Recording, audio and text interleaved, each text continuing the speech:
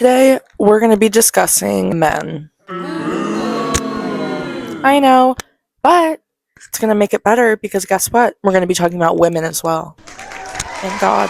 What I'm specifically going to be diving into today is what it is like to interact with men who approach you when it's unwarranted. It's not necessary. It's not something you want to be happening. And I want to talk about the ways in which we, as women, me specifically, respond to these unwanted advances by men. As I'm sure everyone is very aware of, this happens every single day for women. It's not a rare occurrence, and I'm beginning to question why I respond the way that I do and what will happen if I change up that little vulnerability I have, and hopefully it'll emerge something new. What does it actually mean to be nice as a woman? Is it something implied given my gender identity? Is it meaning that I'm supposed to be polite, agreeable, satisfactory to the situation at hand?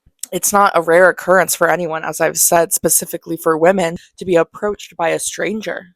A strange man who has already planned his intentions for his conversation with you. He's already going into this interaction by coming up to you. You're just sitting there receiving information from the speaker. He just came up to you. As much as it pains me to say, I would just like to preface this video. I don't want to get any hate comments, okay? I do appreciate some levels of male attention. I know. I'm not off-put by every single man that dares to speak to me, okay? I'm not shunning every single person just because they say hello. But I am uncomfortable with every man who speaks to me as if I am a robot that they are learning how to control. It just makes no sense to me. And so you expect me to respond in a certain way when you're treating me like something you already know how I'm going to respond. You can't. To give examples, I mean, I have been working in the service industry for almost 7 years now. I've accumulated a range of interactions in which men make unwanted advances on me, for example, at work. But it doesn't stop while I'm on the clock. Oh no. I get approached when I am alone, when I am at the grocery store, when I'm walking down the sidewalk, when I am with a group of friends, and then they go to the bathroom, leaving me alone, or when they are with me, when I am with my mother, when I am with my younger sister, when I am with my older sister, when I am with my father, when I am with my brother, when I am with my boyfriends. Another reason that a lot of women feel like they have to respond in a certain way when men approach them, let's say they come up and they say, "Hey, how's it going? You look so good today." And you just have to be like, "Okay, thanks. I'm gonna go now." And they are like, "Well, are you single?" You have to say, "Oh my god, no, I so have a boyfriend." We all know you don't have a boyfriend, girl. You don't have a boyfriend, but like, you just have to be okay with this. Like, you just have to lie and make it so this man thinks that he's persuading you and that you so would want to date him. But if that stinking other man that owns you and controls you didn't exist, then you would so go with him. It's so silly that women are always like, well, we respond nicely because we're scared that men who advance on us and don't receive politeness in return will do something really silly, like, I don't know, kill us? Just an interesting dynamic. I have spent so many of these inappropriate interactions holding back my rage, hoping to dissolve the conversation with smiles and mind-numbing small talk so that both of us can, walk away unharmed. At least the man's ego will walk away unharmed, while my ego has been stomped all over, okay? My ego is tarnished because I just let this man think that he had this weird power over me in this rhetorical situation. It's never that I am at a loss for words in these situations. I always come up with something to say, but I always leave them wishing I had a different response. One that didn't make me feel dumbfounded by my lack of autonomy. I wish I could tell these men to get away from me without having all these other things emerge. I'm just gonna try and figure out how all these things came together. Why do people think that they have the right to come up to me and expect a certain response? Or is giving a certain response a part of being a nice human being? In this video, I will be exploring how my vulnerability can affect change within another person, and how my disruption of the formalities that I usually speak with will emerge a new kind of persuasion within me and the man who attempts to indulge me in his presence. All right, it's day 2. Let's get started with a story time. And that's how we're going to be working through all of our different theories. I would also like to say that I will be using a idea explained to me by Asia Martinez through her paper called A Plea for Critical Race Theory Counter Story. I will be using the narrative of a counter story versus a stock story. For example, I will in fact be sharing a review by the other person in this story who would be taken as the privileged white man, and me as the woman. His story, his reviews, will be the form of a stock story. As described by Asia Martinez, she said that counter story as a kind of counter reality created and experienced by outgroups who are subordinate to those atop the racial and gendered hierarchy, while those in power offer the in-group, who then crafts stock stories to establish a shared sense of identity, reality, and naturalization for their superior position. These stock stories, also described by Asia Martinez, choose from available facts who, quote, present a picture of the world that best fits and supports their position relative to power. So they are choosing things that support their narrative because they fit the position in which they are viewing them from. For example, like him talking about how inappropriate my outfit was supports his narrative that I'm an unreliable woman that can't be trusted because she shows off her body. For my side of the story, as Martinez describes, a counter story is then presented to develop a marginalized viewpoint and to critique the viewpoint put forth by the stock story while offering alternative possibilities for the audience to consider. So, my perspective of this story is obviously going to come across very vividly. However, it's kind of as a form for you to contradict the stuff that he's saying in his review, the stuff that he is saying I did, by showing you what my reasons were. Hope you can take that into account when I am telling you the story time, aka my counter story to this man's Google review stock story. So let's begin on the ripe old day of last Saturday. For context, I work at a bar. I am a bartender, a barista, a server, a cook. We kind of just do everything there. And one of the things I have to do as a bartender is make sure that the restaurant is safe. No one's acting unruly. I have to be the one to kind of check the vibe, a vibe checker. And at this restaurant I work at, we do have DoorDash. Okay, I love it.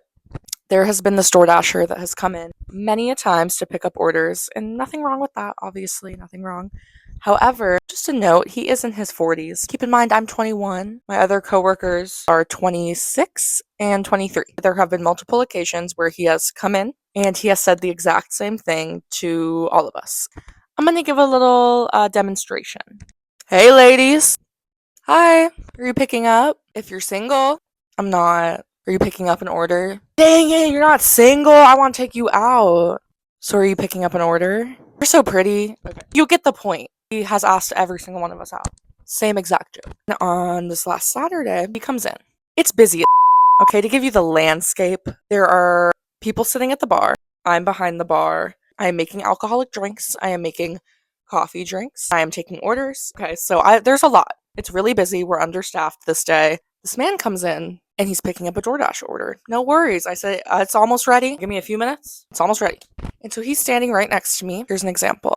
I had like a bunch of other drinks to make before the DoorDash one. And I called out these other drinks and he essentially mocked me. I don't know, in a girly ass voice because he thought it was funny. I don't know. I ignore him. I'm like, this guy's weird. This isn't new information. And then I call out someone else's drink and he does it again. I'm like, okay, all right. I kind of ignore it.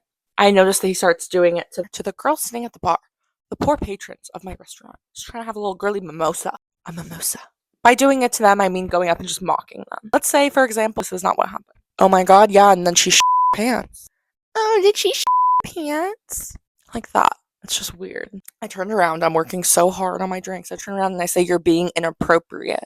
You're being inappropriate. Please stop doing that while I finish your order. And I swear to God, it was as if Satan came out of the depths of hell in that moment for this man. I turned back around, tried to ignore him. I said what I had to say. So I go back to what I was doing. And then he says, you're weird. And then to the guy, sorry, there was also a guy sitting in the bar. He said, isn't she weird? And I turned around and I said, you're being weird. I like to say that you're being weird. He essentially yelled at me and said, I'm not ain't worth it. Y'all, I'm never coming back here. Did not take his bagel and coffee. I was pretty much done making. I was waiting to get the lid on it. And he just walks away and leaves. Then the girls sitting at the bar tipped me $100 on a $40 bill. On the bill, they wrote, sorry, this part gets confusing, but they just wrote, sorry for the jerks today, sad face. We talked to them and they were like, thanks for getting that guy out. Like, these women, so like appreciating the fact that that guy was gone. Like, he was making everyone uncomfortable. Here comes the next day. I open up Google reviews as I'm waiting to go into work. What girl doesn't like to see what the Google reviews are saying? I also just had a feeling. I had a gut feeling that this was going to happen. And there's 2 reviews written by this man, the DoorDasher, and also theory, not fact. We think that the other review was also written by him. Long story short, in the review, he claims that I embarrassed him and I was dressed extremely inappropriately. Don't you dare ask what I was wearing. Okay? And I'm not even going to tell you because I know what that means. And no, it's not going to happen.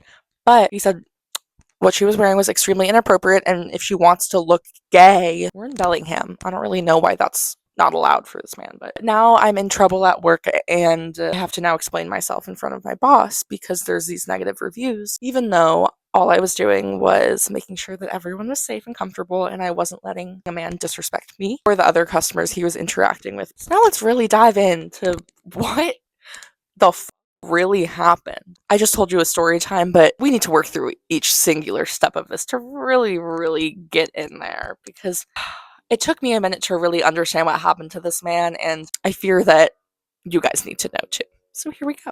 I would like to include ideas from David Reich's essay called Toward a Theory and Pedagogy of Rhetorical Vulnerability, where he describes interactions that he's had with hate groups and trolls. He had said that within being in the proximity of their protests, he was provoked, quote, into making a decision about how to respond to that address. Beyond that moment, even if I chose to ignore them, I could not avoid responding to them in one form or another. Continually, he states that the active refusal to be responsive is a response and so no longer simple indifference. And that relates to my story, as in when I chose to not respond the first time he mocked me, I was already interacting in a vulnerable situation with this man. I was already in a rhetorical situation as well with him because I was actively choosing to try and ignore him the first time, which then continued him to keep doing it until I recognized his behavior. And to circle back to another idea from Risha's rhetorical vulnerability paper, where they state that experiences of vulnerability can also prompt fear, defensiveness, avoidance, and disavowal. Where the ability to predict and control is valued, the inability to do so is perceived as a failing and thus to be avoided at all costs. Hence, we are often ill at ease with vulnerability because it is a form of exposure to that which we are unfamiliar or uncomfortable. End quote. When I was trying to understand what could have possibly been going through this man's mind when after I told him he was being inappropriate, he started to cuss me out, freak out, wave his arms about, and leave the store. I could see in his eyes, you could tell that there was an immediate shift from before I had stated my opinion and then after. There was a moment he was visibly, you could see his whole demeanor of his face when he thought it was funny to be mocking me changed from, excited, waiting to see what I would say next, to after where I called him out on something he wasn't expecting me to call him out on, where it was utter confusion. He was scared. He started to look around and he was like, that was weird, because it was weird for him. It's not normal for people to change the pattern that men have grown so accustomed to repeating. I mean, I can't imagine. Wait, no, I can't imagine. I never have a pattern because it is never the same in life. Every day I can expect things to happen, but things are always new because I never expect people to respond to me in a certain way. That's the really interesting about this situation is that, as Reese said, he looked scared. He prompted the defensiveness when he started cussing me out and saying, I'm not doing left. He avoided any of the problems instead of telling me how he felt. Oh, he thought I was dressed inappropriate, all the stuff he put in the review. Instead of telling me any of that to my face, he avoided it and left. What men value, also as Reach stated, is the ability to predict and control, because that is highly valued for them. And once you break the pattern of their way of thinking, all of that prediction, all of that hoping and assuming that you would respond in a certain way that would appeal to them, gone. And so it puts them on like this defense mode where they have to absolutely start overanalyzing every single thing that's wrong except for the things that they have done themselves. As described by Mark C. Santos and Ella R. Browning in the paper Ira Kalman and as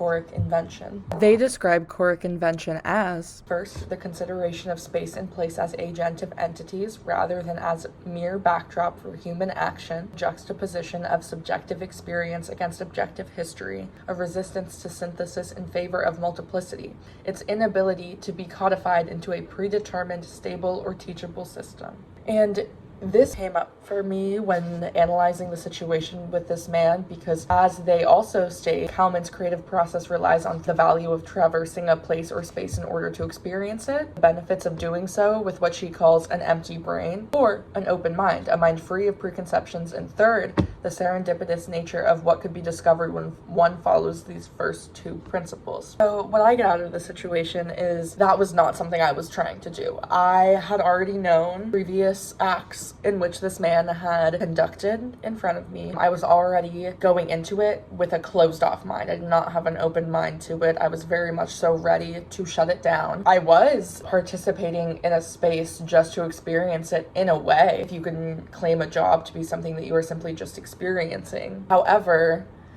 I wasn't there just to see what happened that day. By me having a closed mind, nothing I had would have been a, quote, serendipitous nature of what could be discovered when one follows those first two principles. Like, I was not following those first two. I knew exactly what I had to say. In his mind, I also wondered if he was kind of following that first step. Like, he went into the space to experience it, but he didn't go in with an open mind. He also went in with a very specific mindset, very specific plan, specific words. What happened is he did end up experiencing something new, but it wasn't a mind free of preconceptions. What that all kind of explains is that every single thing that me and that man did during our interaction, it was all extremely subjective. Like, we were all judging entirely based on what we came into that situation with. We weren't going just to see what could come out of it. No, we were going both with very specific expectations. When the expectations for him were not met, he was shocked kind of into this new state of trying to discover something else to say, something else to prove, some other power to show that he had when I was trying to shut his plan down. Also in the article written by Santos and Browning, they state that happiness or invention isn't found at the abstract level of an ideal, but in embodied and placed material movement in unpredictable adventures of body and mind. I can tell in these very planned, idealistic situations, I never feel happy after. I feel defeated. I feel mad, angry. And then as that man had then responded, to leave a review and to call my boss, like, it was all very intentional. No one was just going to see. Everyone wanted a very specific thing, and therefore there is no happiness and nothing new is coming out of this. We have not discovered a new way for all of us to interact, and we have not felt happy. There's been no happiness, no invention. We're all just angry at each other. Another really big thing that I have been struggling with since before this happened with this man, especially after, and I have had to deal with this situation for so long at this point. And I was also talking to this customer, came in, she was in her 70s, and we got a very long talk about how unproductive the way that we are coping with the patriarchy. It's so easy to get angry, and that's what we should be feeling. We should be feeling angry and outraged. We can't keep accepting the way that things are going. Not that everyone is. Nothing is changing. Everything's getting worse. And so she was telling me about her life, and she was also just at such a loss for what to do in situations like this. The way that we are reacting to men is extremely valid, but they don't understand it. They simply don't. I mean, as I've described in the story, when I told him he was being inappropriate and it disrupted his narrative, he was confused, defensive, vulnerable, and hurt. And what happens from that, they, as I said, get defensive and they take it out on you. They are not perceiving why you said that they were inappropriate, why they're making everyone else around them comfortable. They're just perceiving that suddenly they're not the shining star of the narrative, the perfect little man. Is there even a way to talk to these people, men, in a way where they can actually learn that the way that they're acting is unacceptable and won't be tolerated anymore? I don't know. It's a question that we left with no answers. Anyways, shout out to Andrea. In terms of that discussion, I wanted to bring in Elements of Emergent Strategy by Adrienne Marie Brown, in which she brings up like the topic of biomimicry, where she states that knowing the practices of mimicking the natural world would have been happening since humans came into existence, and that she thinks that it would find a solution as to how the natural world has solved the problems that we are facing now in a 21st century Western cultured context. And she thinks that if we switch from trying to solve things in a capitalistic mindset and we go back to the natural world, then way more beautiful things can emerge than the things that we are doing now. She also states that we are already emergent beings just by our very existence, but we've been tricked away from it. Nature versus nurture is part of this. And then there is what I think of as anti-nurturing, the ways we in a Western or US context are socialized to work against respecting the emergent processes of the world and each other. And anyone watching knows just as much as I do just how disconnected humans are from one another. No one understands each other because, rightfully so, a lot of people are really hard to understand because they are doing very vile, evil things in the world. And we've just gotten so far from the real purpose of it all, which is to simply exist and to live. It is extremely hard to figure out a way to combat this progressed way of separating ourselves from other people in a world where we still crave connections to other people. It's really interesting, but I hope that within this video and within more research in the future that we can come up with these new ways of communicating in a way where we seek to better understand and have empathy for other people, because without that, no true communication can ever be had.